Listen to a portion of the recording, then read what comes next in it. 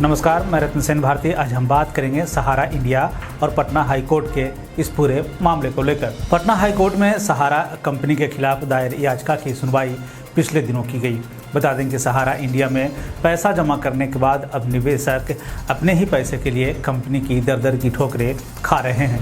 ऐसे में उन्होंने कोर्ट का दरवाज़ा खटखटाया है, जिससे कि उनका पैसा उन्हें वापस मिल सके। बता दें कि सहारा इंडिया परिवार में विभिन्न स्कीमों में उपभोक्ताओं ने अपना पैसा जमा किया है, लेकिन जब उनकी समय अवधि पूरी हो गई और वे कंपनी के पास पैसे की वापस लेने गए तो कंपनी की तरफ से यह कहा जा रहा है कि आप दूसरी स्कीमों में अपना पैसा लगा दीजिए।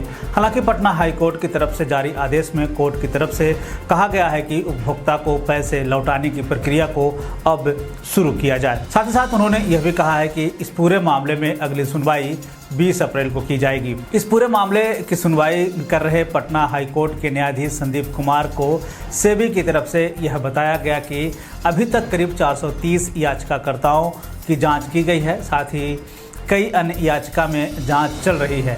इसके बाद कोर्ट की तरफ से यह भी कहा गया कि बिहार एक गरीब राज्य है। उन्होंने यह भी कहा कि लोग अपनी पूरी कमाई का एक हिस्सा वे अपने भविष्य के लिए जमा करते हैं, जिसे वे सहारा कंपनी द्वारा विभिन्न स्कीमों में जमा करवा रखा है। उनका भुगतान नहीं होना जनता के लिए कष्टकारी है। इस पूरे मामले में सहारा के वकील ने अपना पक्ष रखते हुए कहा कि अगर सेबी 1000 करोड़ रुपए उन्हें दे देती है तो वह बिहार के निवेशकों का पूरा पैसा उनसे लौटा देगी। साथ ही उन्होंने यह भी कहा कि सुप्रीम कोर्ट से भी सेबी को कहा है कि 2 कंपनियों के पैसे को छोड़कर बाकी पैसा सहारा को लौटा दे, लेकिन सेबी ऐसा नहीं कर रहा है। इसके साथ साथ कोर्ट ने यह भी बताया कि सहारा इंडिया की 2 स्कीम सहारा हाउसिंग और सहारा रियल एस्टेट में जमा पैसा को भुगतान करने के लिए अभी तक सुप्रीम कोर्ट का कोई आदेश नहीं है। इस दौरान कोर्ट ने यह भी कहा कि आर्थिक अपराध इकाई की ओर से बताया गया है कि आम जनता का पैसा जमा कराने वाले निधि कंपनियों के खिलाफ 10 प्राथमिकी दर्ज की गई है।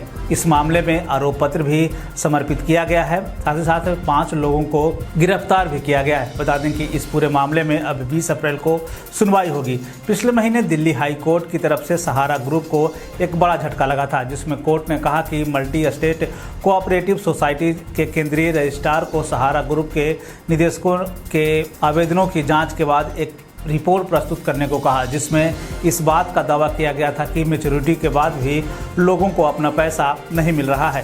साथ ही कोर्ट ने सहारा ग्रुप को सोसाइटीज को किसी भी नए निवेश को लेने से साफ तौर पे मना कर दिया। साथ ही उन्होंने यह भी कहा है कि हाई कोर्ट के 2 हफ्ते के भीतर रिपोर्ट को पेश करें। तो एक तरह से कह लें कि अब ये पूरा मामला जो है सेबी सहारा इंडिया परिवार और पटना हाई कोर्ट के बीच में लटका है। एक तरफ सहारा इंडिया परिवार का कहना है कि सेबी के पास जो पैसे हैं वो पैसे आप हमको दिलवाएं, तब हम जो है आम उपभोक्ताओं के उनके पैसे लौटा पाएंगे। इस पूरे मामले को लेकर पटना हाई कोर्ट का आखिरी निर्णय क्या होता है, वो किस तरह से सहारा इंडिया परिवार को वो पैसे दिलवाने की बात कहती है।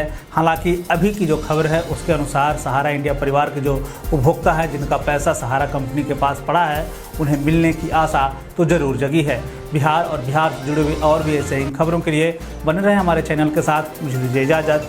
धन्यवाद।